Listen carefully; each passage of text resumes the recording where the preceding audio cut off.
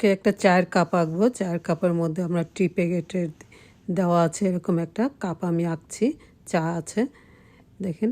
প্রথমে আমি ড্রয়িংটা করার জন্য একটা লম্বা দাগ দিয়ে নিয়েছি, তারপর লম্বা দাগের পাশে দিয়ে আবার দুইটা দাগ নিয়ে বক্স করে নিয়েছি। এই বক্সের মধ্যেই আমি কাপটা আঁকবো।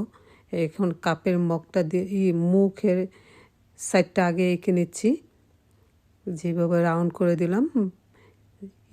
ওভালের মতো একটা করে মুখটা এঁকে শেষ করলাম। এখন আমি এটা যে কাপটা ধরার জন্য যে হাতল, ওইটা আমি এঁকে দিচ্ছি।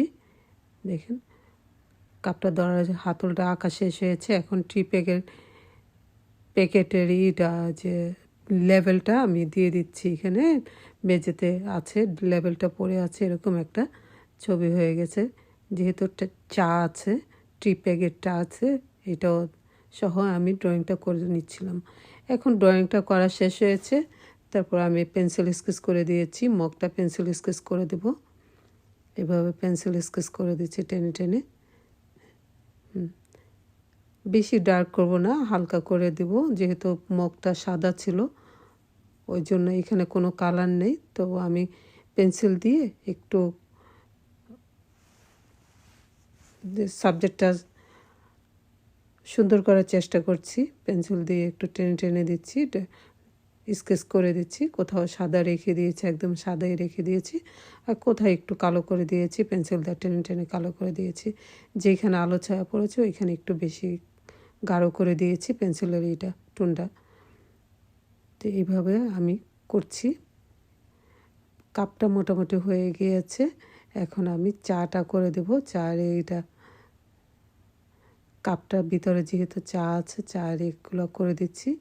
দেখেন এভাবে ডেডও করে দেবো, আজকে স্কেচ করে দিচ্ছি, এভাবে টেনে টেনে দিচ্ছি। যতটা পারি আর কি সাদা রাখার চেষ্টা করছি। তো এইভাবে করে দিচ্ছি। এখন ধোঁয়াগুলো উঠতেছে, যেহেতু গরম চা ছিল, এইভাবে ধোঁয়াগুলো উঠতেছে, আমি ধোঁয়াগুলো দিয়ে দিলাম কাপটাতে। এখন এই যে হাতলটা, কাপের হাতলটা আমি স্কেচ করে দিচ্ছি। এই হাতলটা স্কেচ করা হচ্ছে, এইভাবে টেনে স্কেচ করা হচ্ছে। যেখানে আলো পড়েছে ওইখানে সাদা রেখে দিয়েছে, আর যেখানে ছায়া পড়েছে ওইখানে একটু পেন্সিল দিয়ে ডার্ক করে দিয়েছি বা কালো করে দিচ্ছি। এখন আমি এটা করব, লেভেলটা কালার করে দিচ্ছি। একটু লেভেলটা রেড ছিল, রেড আর ইউলো দিয়ে আমি একটু কালার করে দিয়েছি এই লেভেলটার মধ্যে। এই তো এভাবে কালার করা শেষ হলো এবং স্কেচ করা শেষ হলো।